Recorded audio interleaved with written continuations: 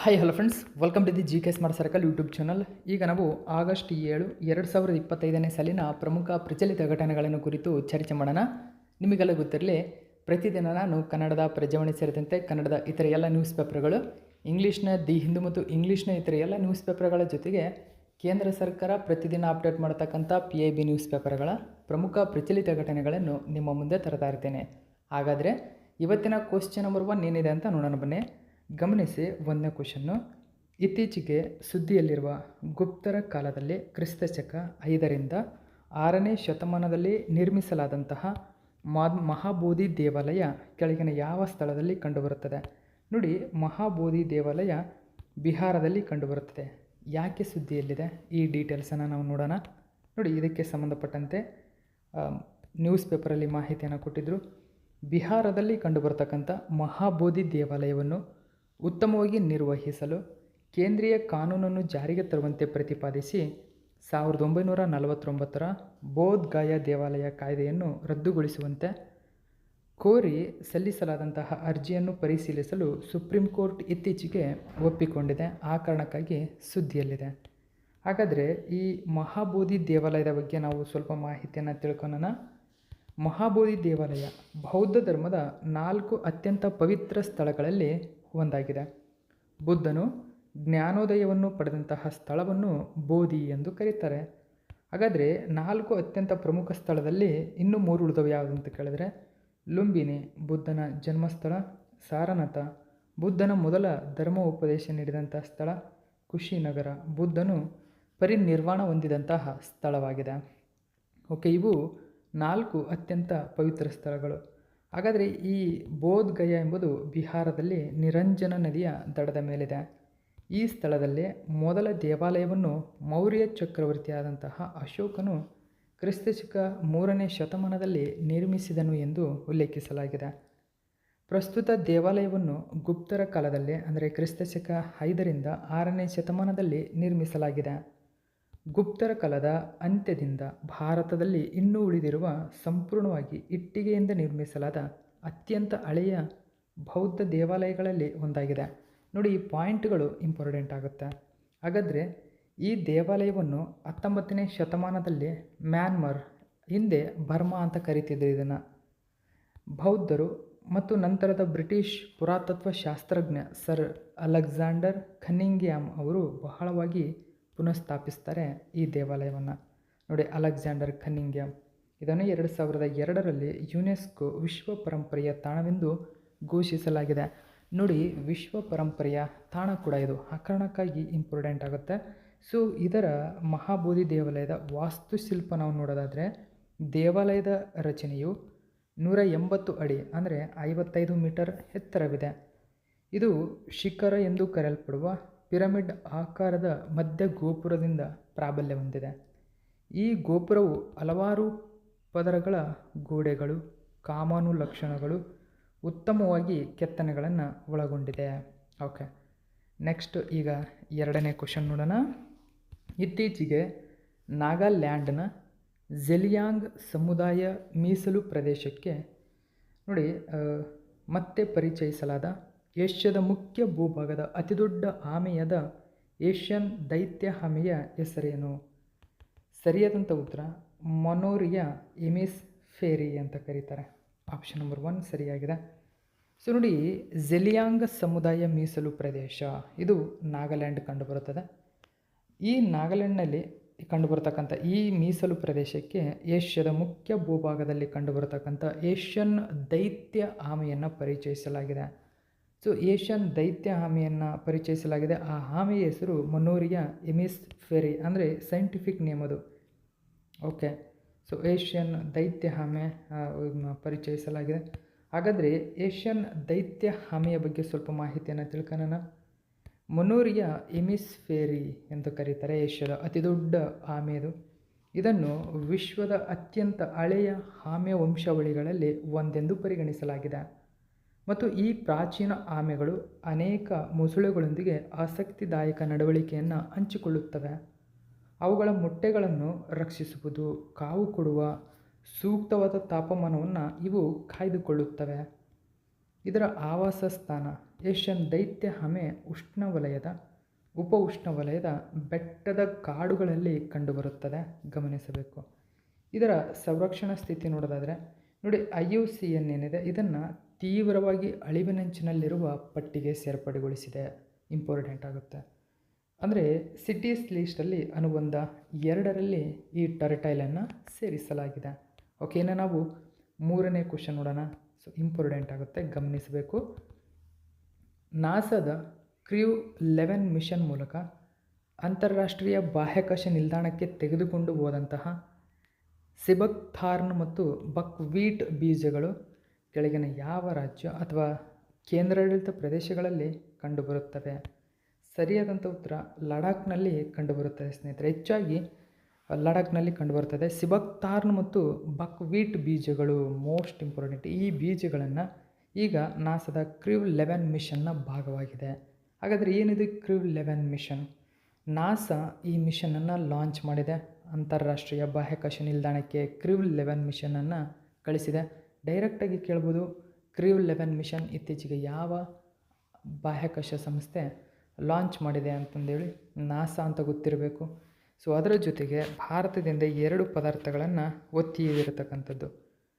ಲಡಾಖ್ನ ಶೀತ ಮರುಭೂಮಿಯಲ್ಲಿ ಬೆಳೆದಂತಹ ಸಿಬಕ್ಥಾರ್ನ್ ಮತ್ತು ಬಕ್ವೀಟ್ ಬೀಜಗಳು ನಾಸಾದ ಕ್ರ್ಯೂ 11 ಮಿಷನ್ ಆರಿಸಿದ ಅಂತಾರಾಷ್ಟ್ರೀಯ ಬಾಹ್ಯಾಕಾಶ ನಿಲ್ದಾಣದಲ್ಲಿದ್ದ ಪ್ರಯೋಗಗಳ ಭಾಗವಾಗಿವೆ.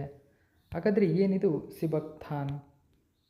ಸೊ ಇದನ್ನು wonder plant, Ladakh golden bush ಅಥವಾ ಶೀತ ಮರುಭೂಮಿಗಳ ಗೋಲ್ಡ್ ಗಣಿ ಎಂದು ಕರೆಯಲಾಗುತ್ತದೆ. ಇದರ ವಿತರಣೆ ಎಲ್ಲೆಲ್ಲಿದೆ ಹಾಗಾದರೆ ನೋಡಿ, ಇದು ಸಮುದ್ರ ಮುಳ್ಳುಗಿಡ ಅಂದರೆ ಇಪ್ಪೋಫೆ ರಮ್ನಾಯ್ಡ್ ಅಂತ ಕರೀತಾರೆ. ಯುರೋಪ್ ಮತ್ತು ಏಷ್ಯಾದಾದ್ಯಂತ ಕಂಡುಬರುವ ಒಂದು ಸಸ್ಯವಾಗಿದೆ ಇದು ವಂಡರ್ ಪ್ಲಾಂಟ್. ಭಾರತದಲ್ಲಿ ಇದು ಹಿಮಾಲಯ ಪ್ರದೇಶದ ಮರಗಳ ರೇಖೆಯ ಮೇಲೆ ಕಂಡುಬರುತ್ತದೆ. ನೋಡಿ, ಮರಗಳ ರೇಖೆಯ ಮೇಲೆ ಕಂಡುಬರುತ್ತದೆ. ಸಾಮಾನ್ಯವಾಗಿ ಲಡಾಖ್ ಮತ್ತು ಸ್ಪಿತಿಯ ಶೀತ ಮರುಭೂಮಿಗಳಂತಹ ಒಣ ಪ್ರದೇಶಗಳಲ್ಲಿ ಇದು ಕಂಡುಬರುತ್ತದೆ. ಇದು ಸಣ್ಣ ಕಿತ್ತಾಳೆ ಅಥವಾ ಹಳದಿ ಬಣ್ಣದ ಹಣ್ಣುಗಳನ್ನು ಉತ್ಪಾದಿಸುತ್ತದೆ. ಅವು ರುಚಿಯಲ್ಲಿ ಹುಳಿಯಾಗಿರುತ್ತವೆ, ಆದರೆ ಜೀವಸತ್ವಗಳಲ್ಲಿ ಸಮೃದ್ಧವಾಗಿವೆ. ವಿಶೇಷವಾಗಿ ವಿಟಮಿನ್ ಸಿ ಸಮೃದ್ಧವಾಗಿದೆ.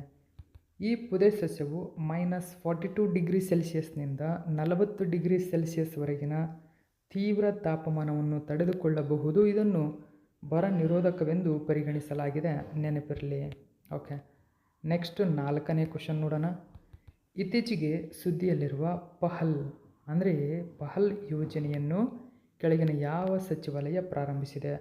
Most important. ಪಹಲ್ ಎಂಬುದು LPGಗೆ ನೇರ ಲಾಭ ವರ್ಗಾವಣೆ. ನೋಡಿ, direct benefit transfer for LPG Pahal ಅಂತ ಕರೀತಾರೆ. ಅಂದರೆ ಪಹಲ್ ಯೋಜನೆ ಮುಖ್ಯವಾಗಿ ಯಾವ ಸಚಿವಾಲಯಕ್ಕೆ ಸಂಬಂಧಪಟ್ಟಿದೆ ಅಂತ ಅಂದರೆ ಆಪ್ಷನ್ ನಂಬರ್ 1 ಸರಿಯಾಗಿದೆ ಸ್ನೇಹಿತರೆ. ಇದು ಪೆಟ್ರೋಲಿಯಂ ಮತ್ತು ನೈಸರ್ಗಿಕ ಅನಿಲ ಸಚಿವಾಲಯಕ್ಕೆ ಸಂಬಂಧಪಟ್ಟಿದೆ. ಹಾಗಾದರೆ ಪಹಲ್ ಯೋಜನೆ LPGಗೆ ನೇರ ಲಾಭ ವರ್ಗಾವಣೆಗೆ ಸಂಬಂಧಪಟ್ಟಿದೆ. ಯಾಕೆ ಸುದ್ದಿಯಲ್ಲಿದೆ ನೋಡಿ, ಭಾರತ ಸರ್ಕಾರವು ತನ್ನ ಪಹಲ್ ನೇರ ಲಾಭ ವರ್ಗಾವಣೆ ಯೋಜನೆಯಡಿಯಲ್ಲಿ 4 ಕೋಟಿಗೂ ಹೆಚ್ಚು ನಕಲಿ ಅಥವಾ ನಿಷ್ಕ್ರಿಯ ದೇಶೀಯ LPG ಸಂಪರ್ಕಗಳನ್ನು ನಿಷ್ಕ್ರಿಯಗೊಳಿಸಿದೆ ಎಂದು ಪೆಟ್ರೋಲಿಯಂ ಸಚಿವರು ಇತ್ತೀಚೆಗೆ ಸಂಸತ್ತಿನಲ್ಲಿ ಸಲ್ಲಿಸಿದ್ದಾರೆ. ಆ ಕಾರಣಕ್ಕಾಗಿ ಪ್ರಚಲಿತದಲ್ಲಿದೆ.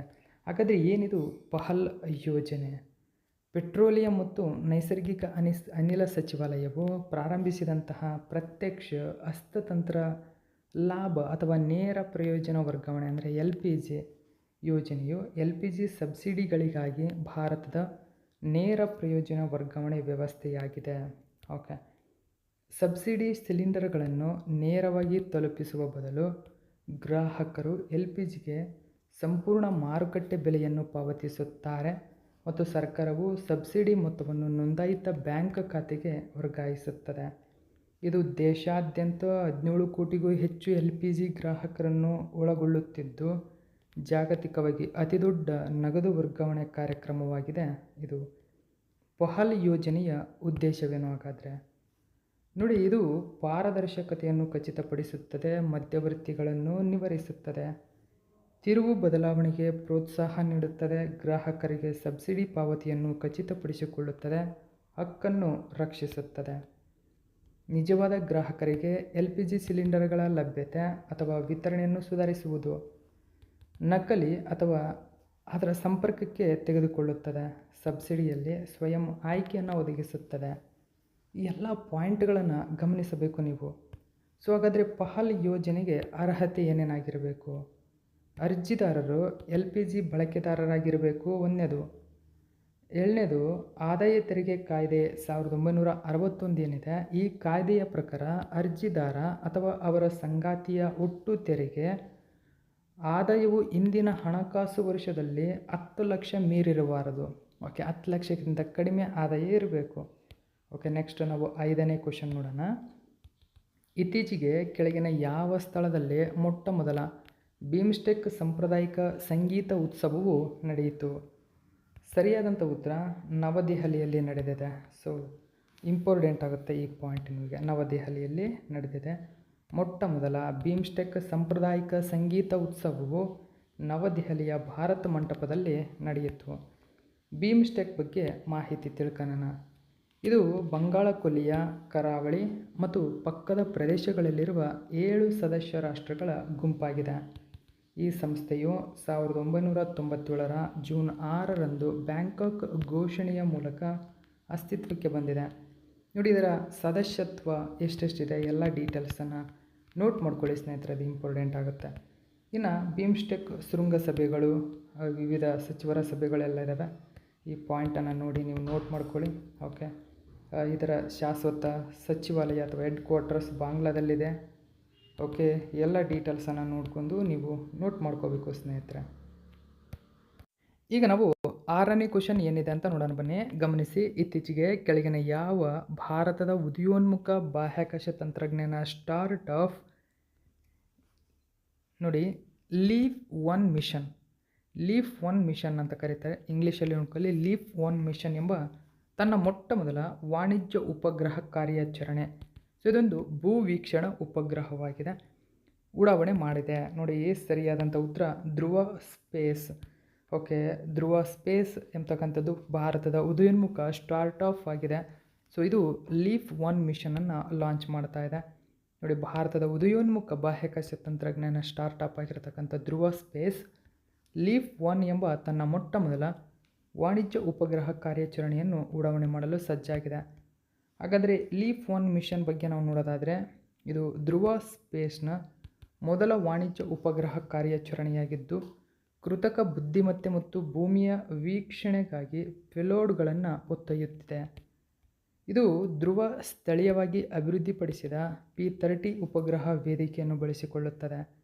ಜನವರಿ 2024ರಲ್ಲಿ ಇಸ್ರೋದ DDC-58ನಲ್ಲಿ ಲೀಫ್ TD ಕಾರ್ಯಾಚರಣೆಯ ಸಮಯದಲ್ಲಿ ಯಶಸ್ವಿಯಾಗಿ ಬಾಹ್ಯಾಕಾಶ ಅರ್ಹತೆಯನ್ನು ಪಡೆಯಿತು.